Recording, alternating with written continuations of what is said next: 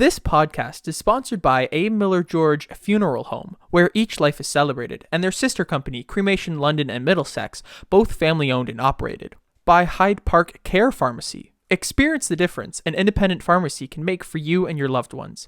Hyde Park Care Pharmacy offers personalized care, short wait time, very competitive pricing, easy transfer of your prescription, and much more.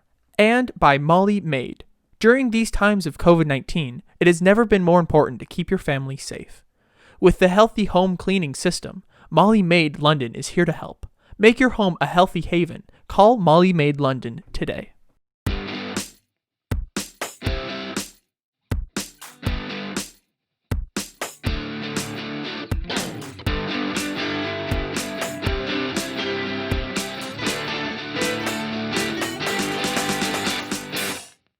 Well, good morning, good afternoon, and good evening, wherever and whenever you may be tuned in. Welcome back, everybody. It's another edition of the Vicars Crossing podcast. The Vicars Crossing is a virtual space where faith intersects with the public square. I'm Rob Henderson from Holy Trinity St. Stephen's Anglican Church here in London. Kevin George here from St. Aidan's Anglican Church in the northwest corner of London. Happy to be here. My name is Ian, and I'm always happy to be here. Yay. All right. And another guy that's going to be real happy to be here is our guest today. Donnovan Bennett is joining us on the Vicars Crossing. He'll be jumping into the Zoom room here in just a couple of minutes. You might know Donnovan right now from SportsNet, but those of you in the London area that are Western football fans will certainly remember him as a wonderful running back for the Western Mustangs. And so we're going to talk a bit about that and some more stuff coming up here in just a couple of minutes. So that's great. All right, boys, it's good to see you all again. What's been going on? Anything exciting? Any new stories to tell? Tales or exciting? I don't know. I mean, it just seems like everything is, I feel like it's Groundhog Day. Do you? The movie, you know, where things just keep happening over and over. I was going to, yeah, you just said that. So you're right. Yeah. Not much new in my world. What about you, Ian? You know, same old, same old. I think my cat threw up on my floor today. So that's exciting. Oh, Tell me this, when does school start again? For me or for people who go to Western or for people who go to other colleges? Because we only care about you. So we're thinking about you. See, I start on the 21st. My brother starts next week. Oh my. So it's staggered entry. You know, it's going to be interesting. We'll see what happens. All right, good. I have a suspicion that there will be a second wave and that schools may or may not shut down again, but we'll see. That seems to be the consensus, whether it's school or other things going on. This second wave thing, it's like, you know, we don't want to talk about it, but we know it's probably going to happen. It seems like that's been the indications in other parts of the country and around the world as well. So, so we'll see. We'll see. Once again, want to say thanks to our sponsors here at the Vicars Crossing. We always want to make sure we give them a great shout out because they have been really important in being able to keep us on and let us do what we love to do here. To A. Miller George Funeral Home, where each life is celebrated, and their sister company, Cremation London and Middlesex, both family owned and operated. Many thanks to Dave Mullen and his staff at A. Miller George. What a guy, Dave. Great guy. He's a good guy. I like that guy. You like that guy, Ian? Oh, yeah. Oh, yeah. Yeah. Yeah. Oh, Remember back in the old days when you could go to sporting events? We went to a hockey game with that guy. Wonderful man. Yeah. Man. Good seats with that guy. Had a nice meal with that guy. It's a good guy. Yeah. We were able to go out. He's a good guy. My kind of people. Those people, my kind of people. My kind of people. We should say hello to Carol Basada, too. Not a good guy, good woman. Right there. Oh, yeah. Carol Basada, Hyde Park Care Pharmacy, locally owned, locally operated, locally loved. Whatever you need, whatever drugs you want, she's got them. So get over there to that nice privately owned pharmacy. Can't do better. I went and gave blood yesterday. That's something that happened. And you know what I was cognizant of on the way was, they're going to ask me what my medications are. Carol Basada is so good that a quick text message to her, boom, she text messaged me back a picture of all my meds. Holy smokes. Wow. Big. Speaking of, we should also thank Molly Maid. You know those lovely people over at Molly Maid? I do. Make your home a healthy haven. Call Molly Maid London today. We never really found out her middle name, Molly. Molly, we're still working on that. We're folks. still trying to figure that out. If you have a thought on what her name is, please send it in. We need to say a big thank you to Trisha Lister also at Molly Maid. She's wonderful. That's a great person right there. Another great person. Great person. These people, my kind of people. We only bring in the best people. That's it. Only the best people on the Vicars Crossing. The best people. most incredible people. Nobody has people like my people. Yikes. All right, guys, you ready? You ready to play a little sickness or suds? Oh yeah. Here we go, ladies and gentlemen. It's time for sickness or suds.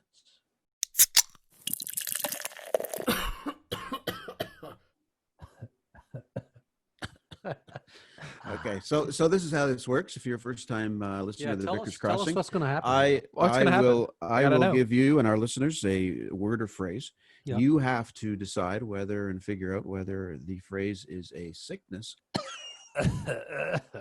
or a sud, like nice. a beer. Cold beer. It's cold, sudsy, frothy beer.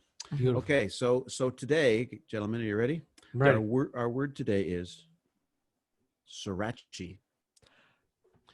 Sriracha. Could you Sriracha. spell it for us, Spell please? it and use it in a sentence here. So the spelling is SORACHI. Sriracha. And Country of I'll use origin. it in a sentence. No. Country of origin. I'll use it in a sentence. Barkeep, Don't give it away. It's a hot day. I would really like a nice cold sriracha. Or, okay. doctor, can I get my prescription refilled? The sriracha is just driving me nuts. Ooh, those are two good. So sentences. is it One of those sriracha a sentences can be correct. Sickness or sud? We'll start with who do we start with before? We started with Kevin. Started with before? Ian last. Yeah, so Kevin, we'll go Kevin first. Yeah. Sickness or a sud? Sriracha. I feel like it is a sud. I feel like sriracha is a beer from the Asian continent somewhere. I don't know. I'll go there. Okay. All right, Ian. I'm gonna disagree. Okay. I think it's a sickness, and I think it has to do with some kind of rash. Oh, It would make sense. Yeah, Sriracha is driving me nuts. that's right. Oh, the sriracha. Just I need a getting- salve. Can you give me a salve? salve for my sriracha. Well, sriracha is actually a beer. All right. Wow. It is a beer, Kevy. Yep, sriracha Ace it's called, and it's brewed in Brooklyn at the Brooklyn Brewery. Wow. Oh, Brooklyn is not in So, Asia, yeah. is it? Yeah, no, a little Okay. far off as far as the Okay. distance. Little Your there. geography's a bit off, but no. If Okay. you go online and check out the Brooklyn Brewery, Yeah. you can take a look at their sriracha Ace Oh. beer, and maybe you'd like to order some. Who knows? Well, I'm gonna have to take a look at that. All right. So that's sickness or suds, and it's time now for Ask Ian anything. oh, my voice is getting deeper. Oh, Anything? it's the sriracha. Anything. Anything? So what It's do we the need to ask sriracha. Ian today? Yeah, Can I ask him anything? you can ask him anything. Anything. Or Anything. someone. I will could have give my asked best him. answer. Okay. All right. Well, today's question comes to us from the Okanagan Valley. And this is from Ruthie. And Ruthie in the Okanagan Valley would like to know, who are your heroes in real life? Heroes in real life. Yeah. Like not Spider-Man or something. Oh dang, I was gonna say Spider-Man. Like heroes as in people I Real look people. up to, or like someone who saved my life, because those are two very different answers. Well, I'd be interested to know when your life was saved. So, I will tell you both then. I will give Okay, you both. all right. Let's hear it. Some heroes in my life who haven't saved my life. There's a few. I look up to a couple of musicians. I look up to John Bellion, Ed Sheeran, that kind of stuff. My dad, he's not a musician, but he counts. He is a musician. He's a drummer. True, I guess. But according to him, I've made off of Spotify, I've made $4 off of my album. Okay. According to him, I've made more money than he has in his whole music career. There you Okay. go. So Good. Fair. okay. Fair. Which is a really funny story. Another hero who legitimately saved my life. A little backstory: I was 11 and I got hit in the eye by a baseball because I just was. That's a whole other story for a whole other time. But there was a point where I needed to have surgery, and if I didn't, I would either have a really bad case of like my eye wouldn't work, or I would- Gingivitis. glaucoma is the correct word. Okay. I've never been good with the medical terms, as you can see. So there was a couple of doctors who probably saved my life. One being Dr. Armagon in Mississauga, one being Dr. Kazarek in also Mississauga, one being Dr. Lynn, he keeps an eye on me now. A few others who I forget their names, but I've seen a fair amount of doctors around London for my Did you see what he did there, Rob? He said he has a doctor here and keeps an eye on him. Oh, good one. Yeah. Dun, dun, dun, dun. He almost lost his eye, and he's got a doctor here in London who keeps an eye on him. Yeah. Literally. Yeah. So literally. they're I have inspirations, and then people who keep me from, having eye cancer and dying. Right on. So Right on. that's a lovely thought to talk about. But Oh, no, it's good. That's good. It's good. What about Robbie? Robbie, you must have a hero. Heroes. Well, I Did certainly you have had- ever know that you're my hero? Yeah. Thanks, Bet. My heroes. I certainly had like sports heroes growing up as a kid, right? People that I watched. The people that are standing out to me right now that I'm really in awe of are the families of some of the victims of the violence that we've been seeing. And wow, your answer is way better than mine. It's just popped into my head because I don't, I've been watching like everybody what's been going on and these violent things that happen, and gentlemen that got shot in the back the other day. Jacob Blake. Yeah. Jacob Blake. Yeah. And, and I'm watching like their parents and his sister and others get in front of the microphones because everybody's got to talk to them. Right. Yeah. And the grace and patience and humility that they are showing. Even forgiveness.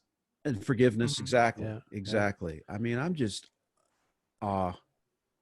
inspired by these folks. So is it possible they're the that I can ones change my answer? No. Yours is good. You're in a good answer. I'm just saying that's just kind of top of mind right now because I can't stop thinking, my God, what they're going through, and to be able to stand in a public forum like that, in amongst all of that, and be the way they are, it's just that's amazing.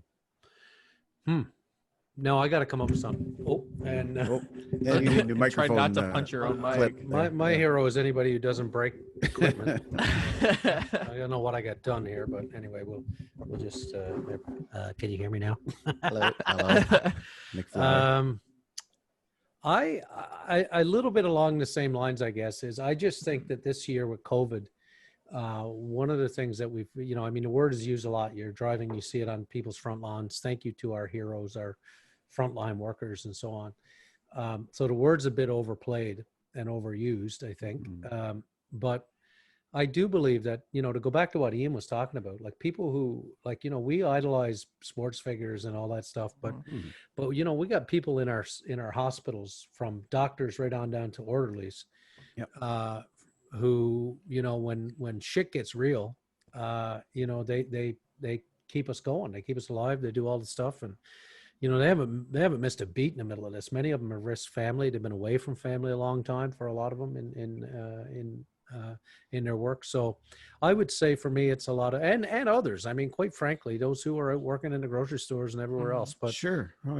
But I really start to think that when it comes to people like our doctors and our teachers who are getting ready to go back to school right now, and the shit kicking they're taking from certain governments unnecessarily for what they're going to put up with and what they're going to do, those folks to me are heroic. That they would do what they do. We got teachers here in the parish who've been, out to their classrooms with shower curtains and all kinds of ingenuity to try and figure out ways to keep people safe through this. So that's pretty heroic, if you ask me. Yeah, that's one of those questions. That's one of those questions where if you ask it again in a day, your answer will change. You might have a different one. There's so many people who are just like, oh, this person's a huge influence in my life, or this person's really helped me out. Like I would be like, oh, my 6th grade teacher has really like influenced the way that I write things. Yeah. And I would have said that differently. Like tomorrow I'd have a different answer, but it's one of those, like, that's a really good question.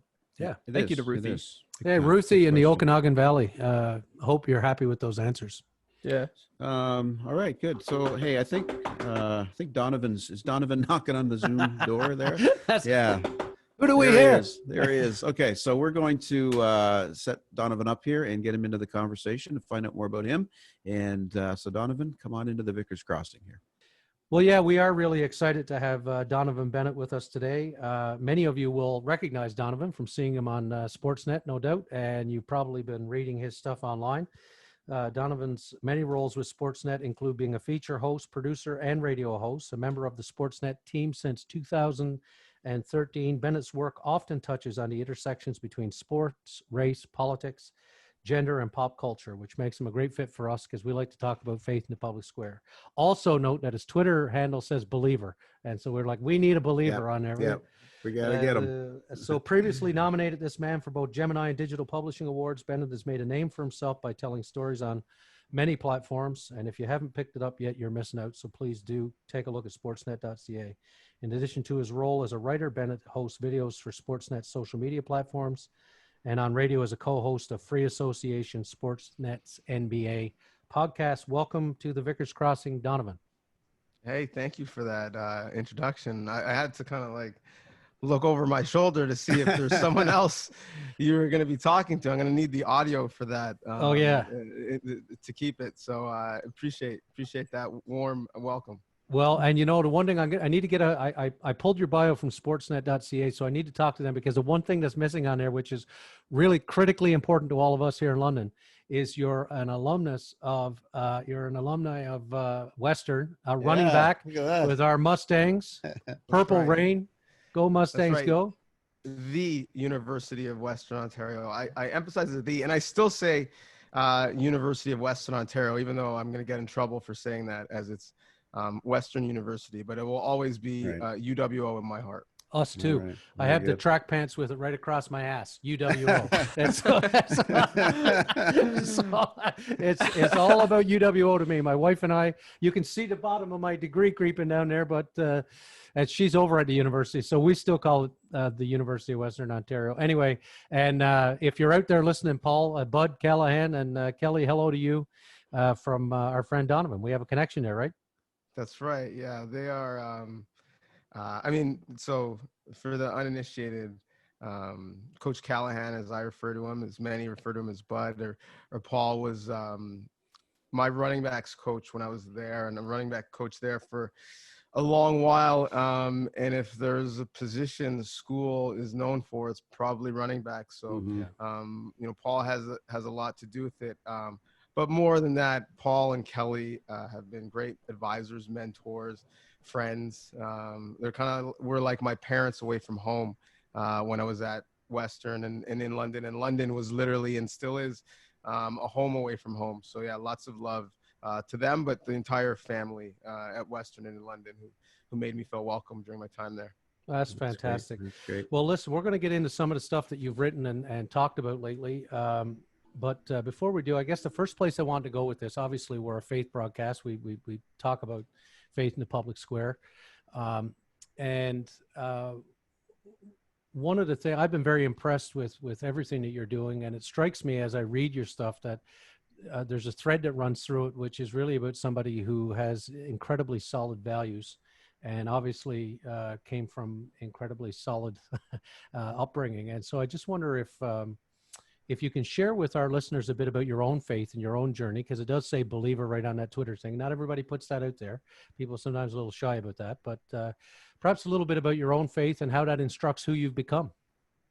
Yeah, great question. I mean, I grew up in the church, in the Baptist church on my mother's side, and the Pentecostal church on my father's side.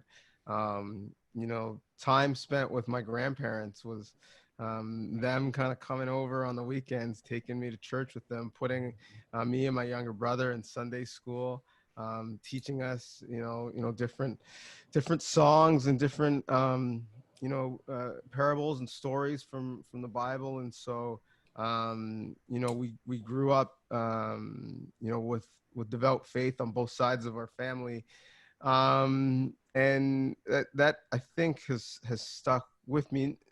Not so much just even the lessons and the beliefs and the mores and values and morals, more so the sense of community, the fellowship, right? Mm-hmm. Like I think I couldn't tell you specifically about some of the the sermons that I heard in those pews with my family as a kid, but I could tell you about the times afterwards, the devotion afterwards, the conversations with other, members of the church who were basically like extended members of family and still are to this day, right? Like, so that's I think really what I got from that time, and that's probably the biggest part of my faith is, I was raised by a village with kind of faith and love, and so even whether it was growing up and as a high school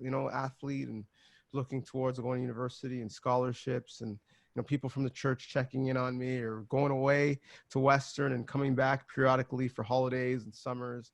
So seeing those faces frequently, but I'm always asking, how's the team going to be next year? And how's your career going? To transitioning afterwards into my career now, and them being really excited and proud, seeing me on television and talking to me about different things that stuck with them, and them bragging to their friends and coworkers about, someone that they've known since was yay high is now doing these things. It's a reminder that everything that I have, is not just for me. It's come from a lot of people who've poured a lot of blood, sweat, tears, and love into me. And so I have a greater responsibility to do the same for others. And the biggest platform I personally have to do that is through my work. Mm-hmm. So yeah, it's from going to Western, and moving and borrowing, vans and trucks from church members to help out, to having them watching on TV, or often coming to games in the stands, to now watching on TV. I think that's probably the biggest part of my faith, is that fellowship and that community. Sure. That you get that when you're a part of something that's much bigger than yourself. Yeah. And that's great. I mean, that's the time, especially when you're younger, because I remember this too. It was my grandma that picked me up on Sunday mornings and drove across town, picked me up and took me into the faith community, into church. And like you, Donnovan, that was that connection with my grandparents. But looking back, right, when we're younger and you're not thinking of it at the time, but those are where a lot of seeds are planted, and things that you really aren't connecting with maybe at the moment. But as you say, now that you can look back at the bigger picture of those seeds and how they helped you flourish in your life, you definitely have a better appreciation of all that. Yeah, for sure. I wanted to ask you a little bit about Black Lives Matter that's going on right now, because everybody's still talking about that, obviously. And I was taken by something that you wrote in your notes, that you've had a ton of requests, like from us and other podcasts or interviewers or newspapers, whatever it is, to come and talk about this. And so I guess it's, call SportsNet and get a hold of Donnovan, but you kind of have mixed feelings about that, I'm sure too. I wonder if you could talk a little bit about that, what the sense of that is for you right now. Yeah. So I'll even take myself out of it, and I'll use the NBA players who are in the bubble right now as an example. And as much as it was telecast that they had this boycott, and then we changed the terminology because that's not exactly correct, to a strike, or in legal terms, a wild card strike. For me, when you look at what they did, in a way, I think it was a bit of a bereavement leave. And so, they wanted to go down in the bubble and obviously play, but also use that platform and be intentional about it, so that they can affect some real change. But when you're physically exhausted, mentally exhausted, you open up your timeline and all you see is often people who look like you dying. And then you have to talk about it in front of microphones and cameras, and you want to be articulate about it and be thoughtful, and you do that time and time again, and then you don't really see much traction. You don't really see much movement in a positive direction. In fact, what you do see is people using your willingness to talk about it, to be divisive, to question your motives or intentions. Yeah. That's taxing. That's taxing mentally. And those guys specifically, up until yesterday, so we're recording this on a Tuesday, up until Monday, were doing this away from their families, away from their loved ones, their kids. That's right. And their families were having these conversations. Their young children are seeing these same images without the ability to talk to their fathers about it, to cry on their father's shoulders, for them to explain it. So that's all very, very difficult. And surely they want that platform. They want to use it for more than, man, when you came across half court, they were really trapping you pretty hard. What did you do against that double team? They want to talk about things that are much more important than that. Insert standard answer here, right? Exactly. But just because they want to do it doesn't mean that it's not difficult. It doesn't mean that it's not taxing. And so, certainly, I have less attention and less cameras and less people care what I think. But I do get that when these, catastrophes happen, and I described it to a friend the other day. It's like being on a book tour for a book I didn't write. Right. That's really that's it's a great metaphor. Yeah. That's kind of what it is. And so George Floyd happened. So that's Memorial Day in the United States. In the morning, Amy Cooper weaponizes Christian Cooper's blackness. And so you saw the threat. Kitchener, right? Originally, yes. Yeah. And then in the evening, we obviously saw what happened to George Floyd and how that interaction can be fatal. And then the news starts and the requests come, and I was like, okay, I'm just gonna have to lean in. It'll probably be a week, 10 days, and then people will find something else to be concerned about. That's basically how it happens. Trayvon Martin, Eric Garner, so on and so forth. Ahmaud Arbery just a couple weeks before that, and for whatever reason, the conversation with George Floyd was longer. It was prolonged. It didn't really stop. It was a reckoning where we were talking about anti-Black racism, not just in relation to police brutality, but in the workforce, in many different aspects of society. And the conversation started to slow down. And when the Jacob Blake video came out, I was actually away with my wife and my family. We were just coming back, and I started to get the emails and DMs and requests. And I said to her, like, the tsunami is coming. Like, I can, from being through it with George Floyd, I could see, it was almost like deja vu. Right. It was coming again. And so, the height of it was last week, where one day I had 8, requests like this, and the other day I had 9. Wow. on the Thursday, Friday, I believe. So I don't want to say enjoy talking about it, because it's not a joyful subject. No. Right. But I do think the conversations are important and meaningful. So I'm happy that they're being had, but they are difficult. The other way I described it to someone recently, when they after making a request, was asking how difficult are these requests, and for people who have done it, they'll understand this analogy. It's like a marathon runner, right? You've got this huge, unsurmountable goal, and you're hoping to see the finish line. And there's going to be some periods where you're in a groove and you're feeling great and you really want to take advantage of it and you're enjoying the process. And people on the side are really engaged and they're powering you through, and other runners and their connective energy is making you go faster than you normally would. And there's other periods where you just hit a wall. And you can't imagine doing this from one step further, but you just put one step in front of the other and hope that cumulatively that adds up eventually. And so this conversation and these types of requests are a bit of a marathon in that sense, where it ebbs and flows from being something that you're really driven to do, and you get energy from it, and you want to tack it, to times where it can be arduous. I would think so. I mean, the word that comes to mind, well, first of all, I want to say this probably won't surprise you looking at me, but I've never run a marathon. This is a lot of clergy meat, Donnovan, and this meat doesn't move very fast anywhere. But I did do a 5K once, and I felt exactly like what you were talking about.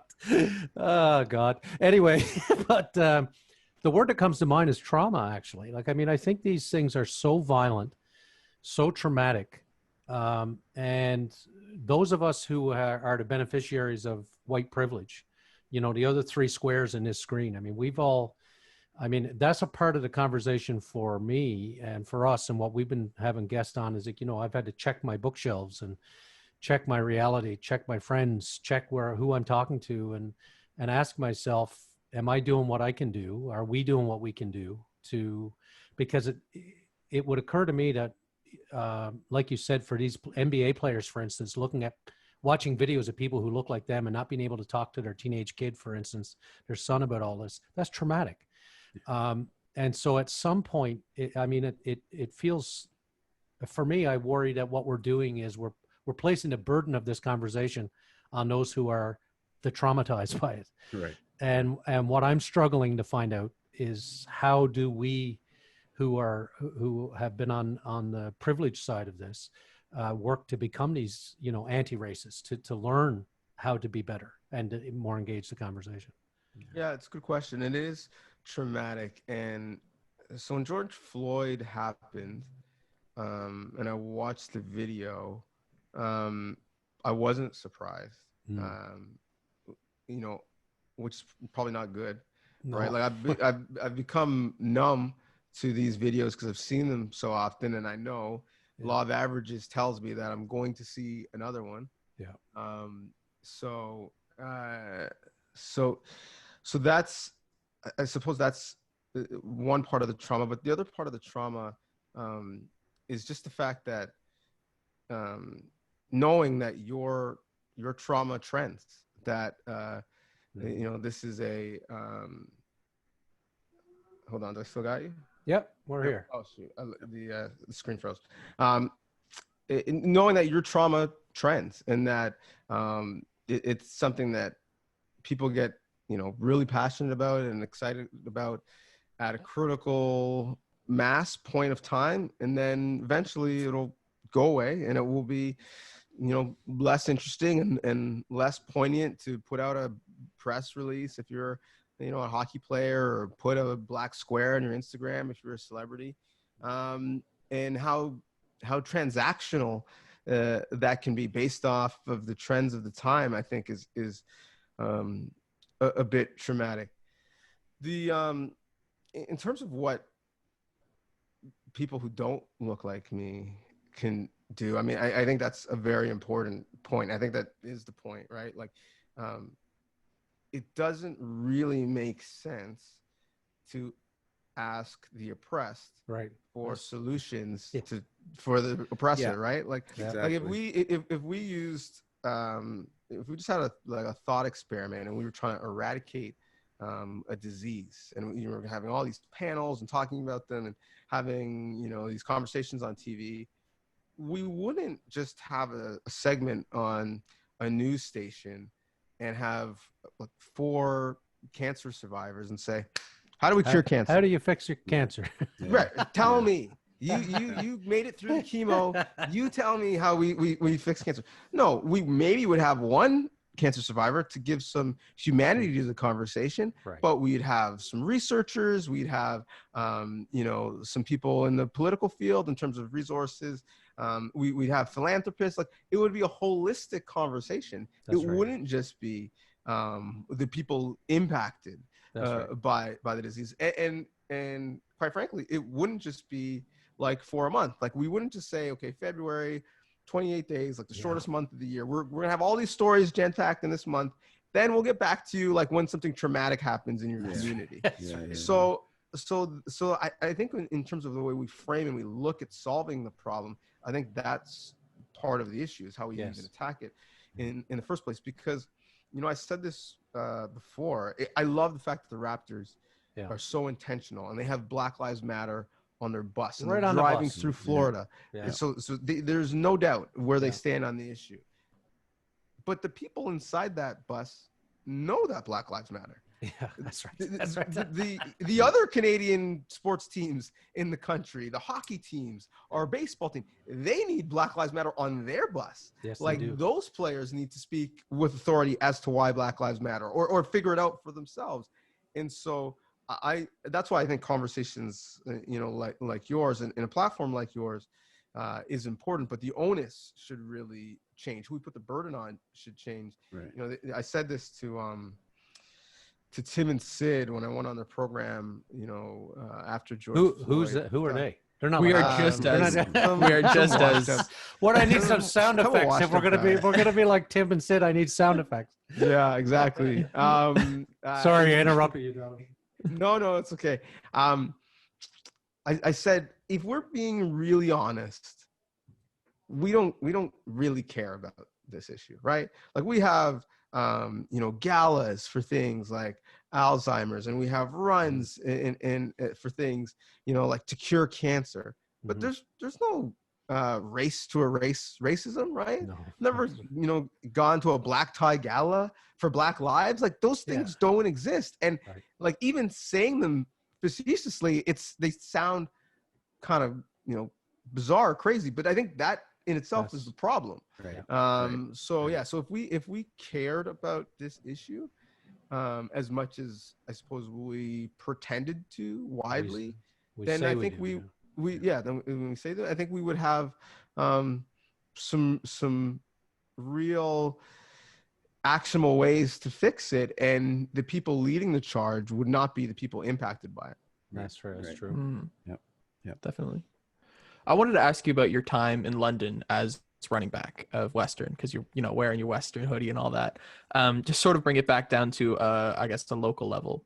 You wrote about driving while black, which I've heard comedians joke about, but it's a pretty serious thing. I wanted to know if you could elaborate on the stories behind that and some of your experiences here in London. Yeah. Ontario. So I mean, the vast majority of the driving while black experiences I had were when I was in London, that 4-year span. We do have a carding issue in Toronto, and the race relations between police and black community in Toronto isn't great. Like, it's been well documented and really researched, but I must say the vast majority of bad instances I had were in London. And so I kind of never really openly talked about this until recently.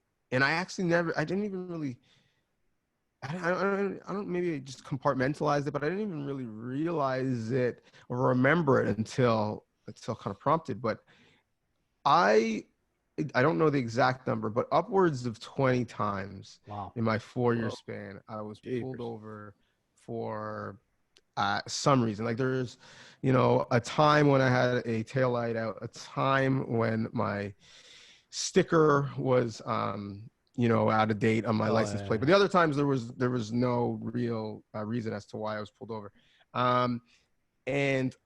So I would actually have a count of like the 3 years that I kind of played in a real way. So like, what's going to be higher this school year? The amount of touchdowns I score, or the amount of times I'm going to be pulled over as a student, right? Like, so I was like competing against the London Police Department, and 2 out of the 3 years they won. Wow! Holy cow! So that's just to give some context. And so I lived in and around campus, but obviously, would go out on the Richmond Row, and I, was one of the players that for my last couple of years, I had a car, and I didn't drink that much specifically during the season. So I was often like a DD, a designated driver. And it got to the point where it was known that like some people, if they drank too much, instead of driving like right down Richmond to get back to campus, they would take some back roads, drive through the subdivisions. Yeah, exactly. I would drive through the back roads and through the subdivisions to get from campus to downtown and vice versa, just so I wouldn't get pulled over. Like, so the chances of that would have been lower. And I was thinking to myself, here I'm doing everything right. I'm being responsible. I'm not drinking and driving, right? As a student, and yet I am trying to avoid interaction with the people who are being paid to serve and protect me. Yeah. The same way that people who are, breaking the law and putting other people's lives and their own in danger are.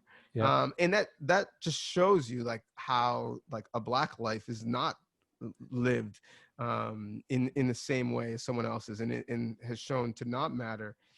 And one interaction, and you mentioned being a Western football player, one interaction where it was actually the summer, and so I had a summer job in Toronto, but I would drive back to London to train and to throw with some of the teammates every so often. And I was driving back out of town like late one night after we were done training, and before I got to the highway, I got pulled over, and I was asked, what are you doing here, and I kind of was answering some questions, and eventually it kind of came out that I was training with the Mustangs. I'm a university student, training with the Mustangs, and then the officer said, "Oh, you play Western football? Oh, well, why didn't you say that before? Why didn't you tell me that?" And as if to say, like, okay, well, because I'm a student and a student athlete, that makes me like less able to be guilty of whatever you thought I was guilty of on site. So interactions like that were reminders of how my path was different than some of my teammates and my fellow students. Well, there's that's incredible actually to think about. People don't, when all lives, people come back with this argument of all lives matter. It's like, really? But sit and listen to Donnovan tell those stories and tell me, because I don't worry about that. I don't worry about getting pulled over. Usually when I get pulled over, I'm being an asshole. I'm driving too fast and I'm doing something's happening. I don't know if you've seen the book by Eternity Martis or not, but she writes about being a student here at Western, a book called They Said This Would Be Fun. She also is from Toronto and came to Western, sort of excited, thinking it was going to be, this great sort of progressive open campus and so on. And she found it to be anything but. She related similar experiences to the one that you're talking about, just, that example with the police, but she has others where she found it. And I raise it for our listeners who are from the area to understand that we sometimes like to put ourselves up on a pedestal. We look at what's happening in America or anywhere else and say, well, that's a race problem there. We have it right here in the city. We have it right in the church. I mean, as Anglicans, we couldn't be pasty or white if we tried. I mean, and I was taken by what you wrote in your piece about broadcasting. I mean, until there's people in the higher echelons of broadcasting or in the church, people who send you out to do the stories, or people who deploy us as priests and so on, that look different than I do, quite frankly. But anyway, I wanted to move on from there just a little bit to, you did an incredible video essay and a written piece, a letter to your son. And it was in June, I think, in about there. And it was, I saw it when I was tuned in. I only watch CBC News World, CNN, and SportsNet, and sorry to say this, TSN as well, but that's all I watch. So I'm watching one day, and your video comes on, and after I finished mopping up my tears, I was like, oh my gosh, I would love to have you on. It's an incredible piece. So we're gonna play the audio of that letter and then pick it up on the other side. Sport has the power to change the world. It has the power to unite people. Blackberry molasses, one of the things that never change. You gotta keep pushing on, the sun don't rain all the time. There's gonna be some heartache and pain. Desmond, what a time for you to be alive. In the first year of your life, you've already seen the Raptors win an NBA championship, a global pandemic, and a race revolution. That's right, revolution. I pray for your sake this is a movement and not just a moment, because people who don't look like you and I are starting to care. A man by the name of George Floyd had his life stolen from him, screaming for help longer than it will take for you to read this letter. We've had so many moments before, and sports has often been the catalyst for change. Donovan Bailey winning gold was the first time I felt Canadian pride. The first time I saw black excellence. But even when he brought up race, he was criticized. The first time I saw a black man celebrated on TV was Ben Johnson. When he won, he was Canadian. But when it was revealed he didn't exactly follow the rules, he was described as a Jamaican immigrant. From that moment I knew the color of your skin colors how people treat you, and that you can't afford to make a mistake. That's not fair, but our life's not fair.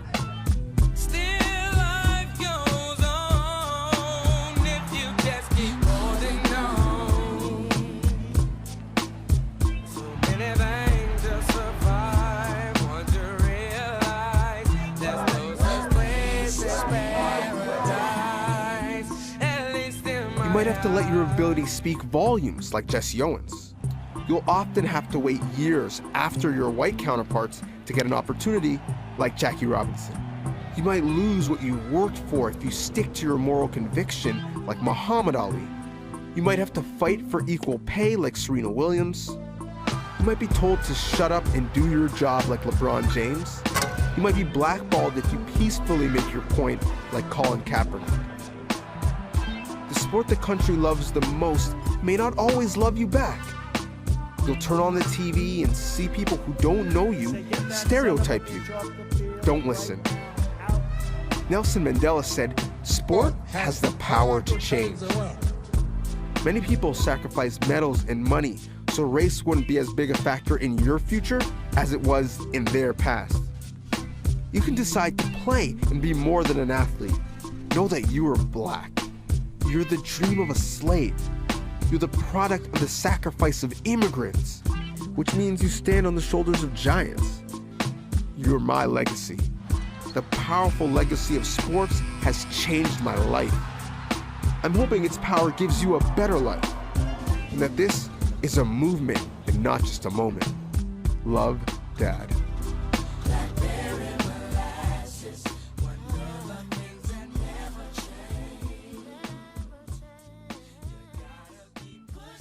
Donnovan, you're a dad now and a family man, and you've got this beautiful child, Desmond. Great name. That's a really great name. And I wonder if you could just, I go back to where we started with this, is which when you talk about your upbringing and the village atmosphere of it, in the terms of, having so many people around you, we might use the words of the body of Christ, there's so many people that surrounded you. And I just think all of that shows through your writing and your work. And in this piece in particular, I really I really felt moved in a faith way. I felt moved by it. And I wonder if you can share a little bit about your own concerns about that. I mean, one day your son will grow and we hear about the talk about the, that dads have to have with their children. Do you worry about that? Is it, tell us what you're feeling at this time. Yeah. And so, I mean, I will have to have the talk with him at some point. And, I was actually watching the coverage of George Floyd at the time, before that essay. And, I was a bit down, which is not often the case because I'm pretty even keeled, and, kind of had him with me, and TV was on, but it was just flashing colors, and he didn't really know. But, kids have this amazing ability to sense, what's going on. And he just came over and gave me this big wet kiss, right? Like almost as if he knew, something was up. And I kind of just thought about his innocence in that moment, right? Like, yeah. I take him to the park, and he just wants to play with other kids. I feel bad because most of his life I've been, trying to tackle him before he touches other kids because we have to socially distance. Yeah. But I thought you were trying to teach him football, but yeah, no, well that too. He is elusive, so he'll be a better back than I would be. That's for sure. But he just wants to play with other kids, and he wants to go and he wants to laugh, and he's at the park and he's not thinking, well, this kid is lighter than me, or this kid is darker than me, or this kid is male or female or short or tall. He's just seeing these other kids that he wants to interact with, and at some point we lose that. Yeah. At some point. somehow, some way, we lose that. We lose that innocence. And I know that at some point, it's my job as a father to prepare him for the world and to educate him. And so at some age, I don't know when it'll be, I know that I'm going to have to make the choice to educate him on the fact that not everyone treats him equal, that he's going to be in situations that are going to be harmful and hurtful. And I'm preparing him, but I'm also stripping away some of that innocence. And so that, to me, is the toughest part of it. Like in terms of, I kind of, as we talked about, grew up and had, faith at the kind of the root of the core of how I was raised. And, there's things I certainly want to instill in him that have been important to me, right? You think of Luke 6:31, do unto others as you'd have them do unto you. Certainly, like if nothing else, and I can't give him anything else, I hope that that's something that he lives and believes and does. So there's certainly that. Proverbs 27:17 is iron sharpens iron, so one person sharpens another. And so I talked about that sense of community and family, and I think a lot of people have made me better, and I hope with that I can help make other people better. And I hope that he's both learning and listening to other people that don't just look like him, that aren't just in our family, and that he's made better for it, but he's also giving to others. And that piece, to be quite honest, that you referenced, I mean, it's my face, it's my family, and so I naturally get a lot of the credit. Yeah. But that's a case of iron sharpening iron, where the producer Paul Sadu, the other producer Adrian Chetty, and the team of editors, and really SportsNet giving me the platform to do it.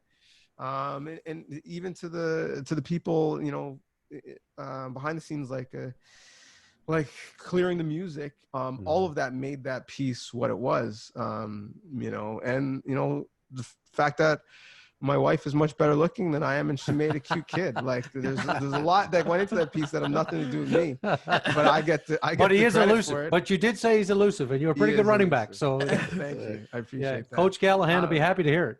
Yes, yeah. So there's that, and then I think the more important thing, that I'd love for him to take from that piece, or that from our conversations, would be, and something I think of all the time, Philippians 4:13, I can do all things through Christ who strengthens me. And so Amen. I want him to think he can do all things, right? Like, so we, and I say we as African Canadians, or African Americans, or my heritage is West Indian. I remember talking to my father about this, who moved to Canada when he was a teenager. And, I've noticed the same trait in men of that ilk around that age by conversations with Masai Ujiri, who moved from Africa, midway through his life. It's Donnovan Bailey, who moved to Canada from Jamaica. So where they're from, the politicians look like them. Yeah. The custodial workers look like them. The criminals look like them. The reverends look like them. So even when they leave and they come to our culture, there's never a thought in their head that I can't do something, right? Because that's just not how they were raised.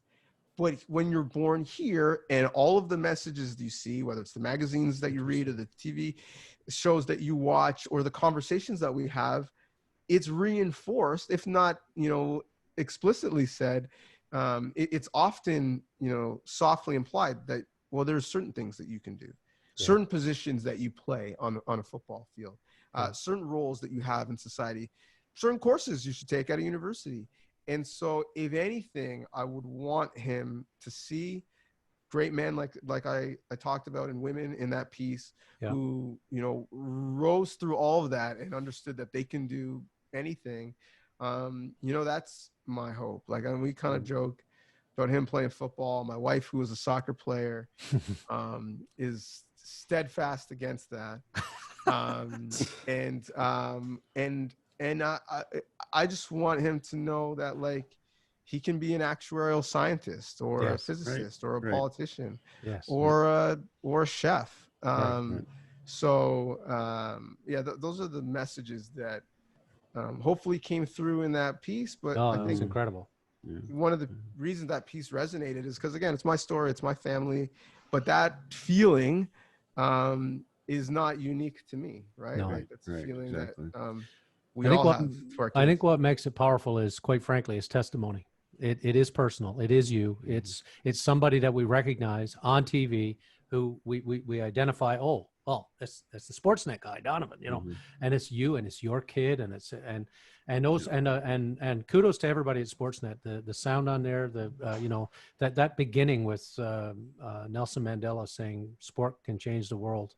You know, I'm going to cry now. Over to you, Rob. Okay. Well, it just in that same vein, I guess, you know, talking about those that we look at as for inspiration to model and stuff.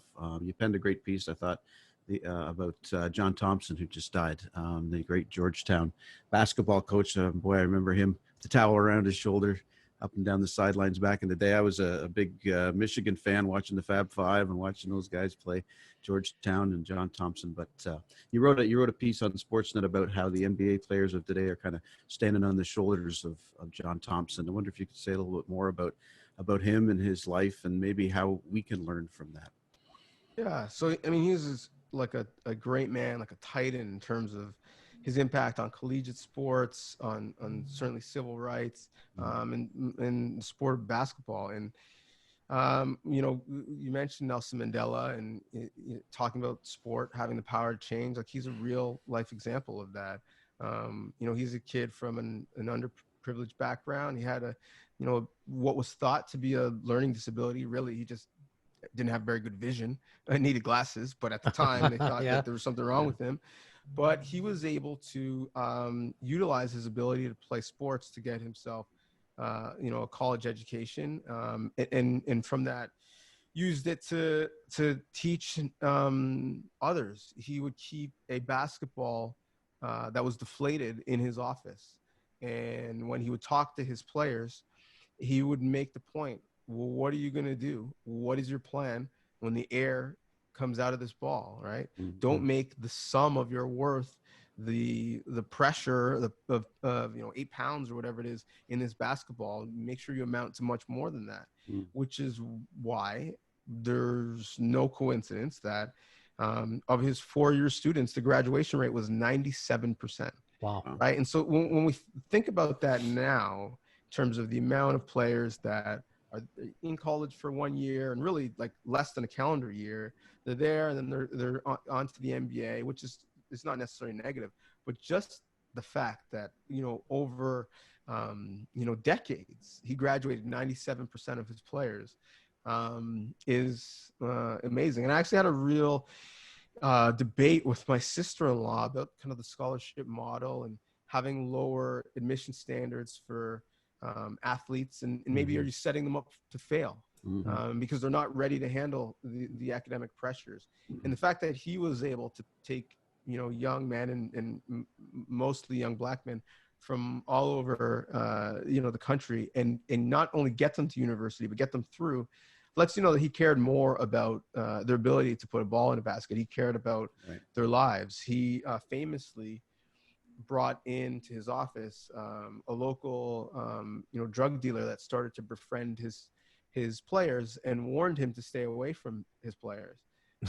And the drug lord did, right? But that's the power that he had, and he cared about his players. And so his legacy is not the 4 players, Alonzo Mourning, Dikembe Mutombo, Patrick Ewing, Allen Iverson, that he coached that are in the Hall of Fame. His legacy is the thousands of players. I was going to say thousands of men who are out there contributing out there right now. Yeah. Yes. Right. And so in lots of jobs, a high-ranking official at Nike, but there's many who are teachers and administrators and lawyers who use that education, made sure they got it and got the most of it.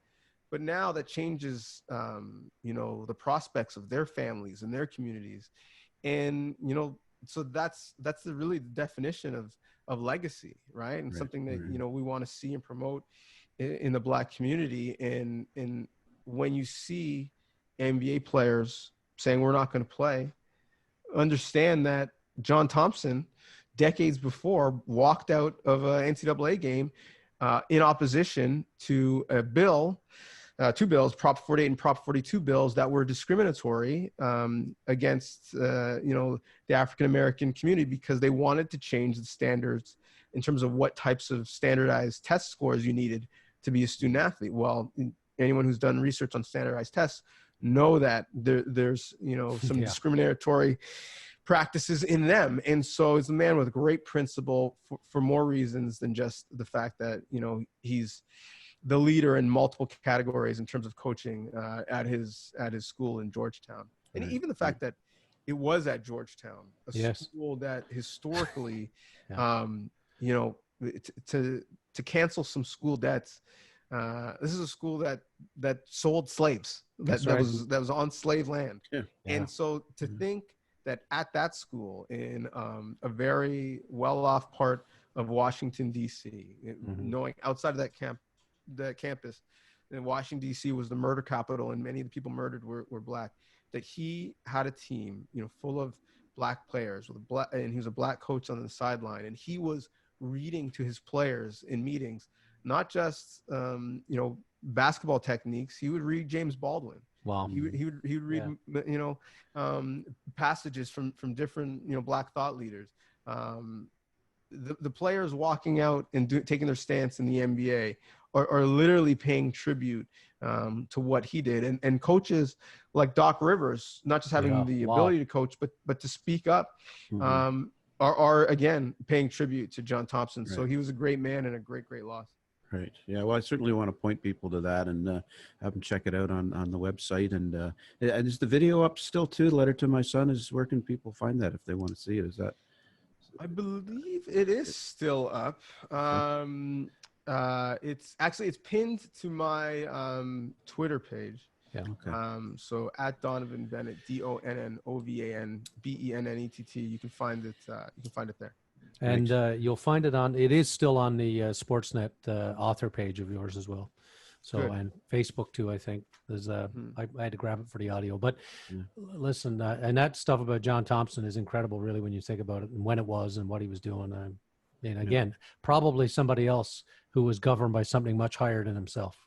Yes. Yeah, no definitely. Question. Well, hey, Donnovan, we know you got a lot going on, and really appreciate you opening up your time to be gracious with us and honest and open, and we know this conversation, when our listeners check it out, it'll make differences in people's lives and get them thinking and talking, and we really appreciate you being open to be able to do this. So thank you for being on the Vicars Crossing. Thank you so much. No problem. Well, thank you for asking. Thank you for having the conversation, because as I said, it's an important one, but it's also not always a comfortable one. So I appreciate you guys making space for it. And so let's commit to doing this again sometime. God bless, fellas, and go Stanks. Yeah. All right. Go Thanks, man. Purple rain, baby. Purple and proud. Thanks again. Right. Yeah, it was great to be able to have Donnovan and spend some time with him today. I'm looking forward to getting onto the SportsNet website and checking out more of what he's written, and certainly be watching as we move forward. So he's a great guest to have and an inspiration to a lot of folks. So thanks again, Donnovan. Appreciate that.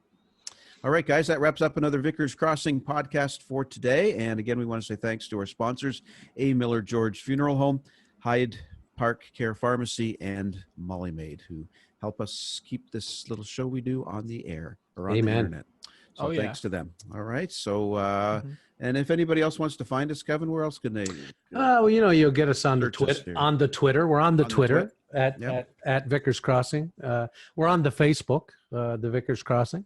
We're on all the basic large platform podcast things. And we have a great webpage called thevicarscrossing.com, where you can read about all of our incredible upcoming guests. I'm excited to say that next week we're going to sit down with Jean Tellett, who is the great grandniece of Louis Riel, and has written a great book called The Northwest is Our Mother. It'll be interesting to chat with her in light of events this past few days with the toppling of John A. Macdonald's statue in Montreal. And he was obviously such a large figure in having Riel hanged. So lots to talk about there. Good. And if you want to send in a question to asking anything, you can do that. VicarsCrossing@gmail.com. And if you want to try to stump us with your own sickness or suds, we are up for the challenge. If maybe Oh, yeah. somebody out there wants to see if they can stump us, and send in your Amen. ideas around that. All right. I should add that because with 2 podcasts up this week, you've probably already been listening to the one with Michael Ware. There's a contest on there that I'd like for you to answer. We're giving away 4 copies of his book. And the question is, again, tweet us, Facebook us, email us. What age was Michael Ware when he entered the White House as an advisor to Barack Obama? Ooh. Okay, and we'll give those books away. Hopefully we'll find out our winners maybe in the next podcast. Okay. Yeah. All right. Okay. Thanks, guys. Take care. Good to see you. And until we get together again, I'm Rob Henderson from Holy Trinity St. Stephen's. I'm Kevin George from St. Aidan's Church. My name is Ian. All right. And Kevin, remember to always look both ways Before you cross the street. Or you can go like a running back real fast. Thank you for listening. Our hosts are Kevin George and Rob Henderson. Our producer and composer is myself, Ian, with original artwork done by Elizabeth Dodman. If you have any questions or want to know where to find us, tweet us at Vicars Crossing or find us on Facebook at The Vicars Crossing. If you have any other questions about anything heard on this podcast, leave us a comment or look in the description to find out more. Thanks!